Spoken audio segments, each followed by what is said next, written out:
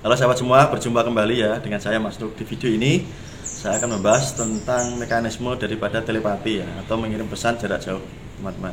Karena ada yang bertanya, apakah benar telepati bisa dilakukan? Saya jawab benar sekali dan itu mudah, teman-teman. Jika teman-teman sudah tahu ilmunya, sudah tahu caranya, kita dapat mengirimkan pesan kepada orang lain jarak jauh gitu ya.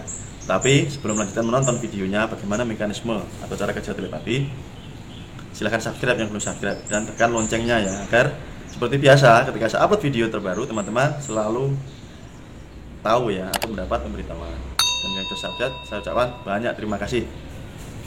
Nanti ditonton videonya sampai selesai dan ingin belajar tentang ilmu gendam, ilmu hipnotis, tentang ilmu telepati, ilmu magnetis dan ilmu yang lain, teman-teman bisa hubungi WA saya berikan di kolom video dan juga di link deskripsi.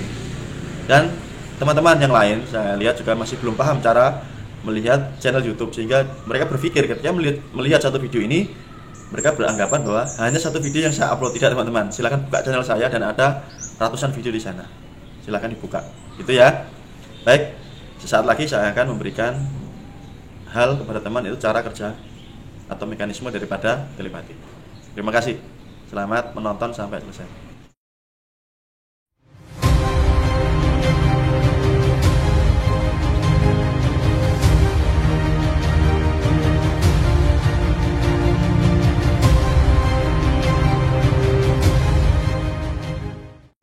Seperti halnya sebuah handphone yang kita miliki ya teman-teman. Jadi cara kerja telepati ini adalah sebagai penghubung ya antara pikiran yang satu dengan pikiran yang lain.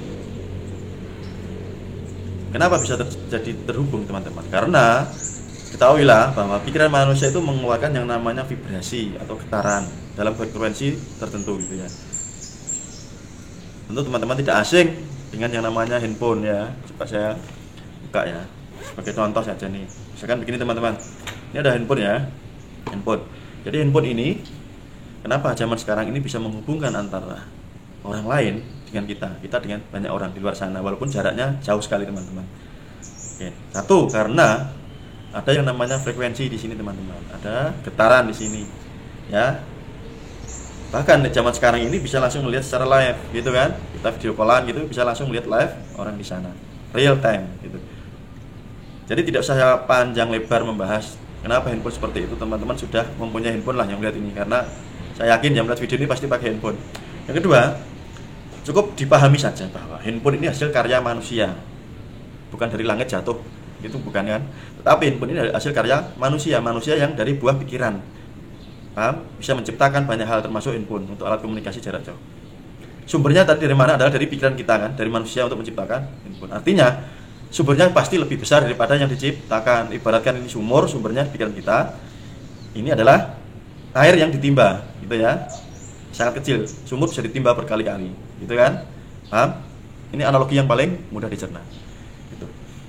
Manusia ketika berpikir tentang seseorang, mungkin teman-teman secara tidak sengaja sering mengalami, mungkin tidak hanya pernah tapi sering mengalami. Ketika memikirkan hal orang lain tertentu, tiba-tiba teman yang lama tidak ketemu, tidak ada kabarnya, tidak tahu gimana, tiba-tiba dia menghubungi teman-teman, gitu ya. Tiba-tiba aja dia telepon, WhatsApp atau yang lain ya. Atau teman-teman punya teman yang lama, teman zaman sekolah puluhan tahun yang lalu ya, sudah tidak tahu kabarnya bagaimana, tiba-tiba teman kangen, ingin teringat masa kecil dulu, tidak tahu harus menghubungi siapa karena hilang kontak dan sebagainya. Dan ajaibnya, tiba-tiba saja entah kenapa bisa saja teman-teman bertemu di jalan, entah itu di mall ya atau dimanapun ya, tanpa sengaja, karena teman-teman sengaja untuk menghubungkan pikirannya teman-teman dengan teman tersebut. Artinya bisa terkoneksi. Ini sesuatu yang hal yang kadang-kadang sering ya, tidak hanya sekali dua kali, sering gitu ya. Coba ingat-ingat, pasti sering. Itu adalah cara alamiah ya, tanpa teknik gitu ya, sering terjadi. Sudah saya bahas bagaimana seorang tua yang mikirin anaknya, tiba-tiba anaknya menghubungi, atau tiba-tiba pulang yang lama tidak ada kabarnya dan sebagainya. Ini banyak sekali teman-teman, karena ada keterikatan pikiran, getaran rasa tadi ya. Ini cara mekanismenya seperti handphone, mirip seperti itu ya. Jadi apalagi teman-teman paham cara menggunakan telepati dengan baik ya, dengan benar. Misalkan HP ini saya punya alatnya dan saya bisa menelpon orang yang ingin saya tuju dengan sengaja, karena saya tahu caranya gitu ya. Cukup pencet nomornya, saya telepon pakai WA, bisa video call langsung gitu ya. Sama halnya pikiran teman-teman. Ketika sudah tahu cara menggunakannya, ada tekniknya tertentu yang tidak semua orang paham ya, bisa menggunakan telepati ini untuk mengirimkan pesan kepada orang lain gitu. Bagi yang berminat ingin belajar, silahkan hubungi WA yang saya berikan di deskripsi ya, dan di kolom video.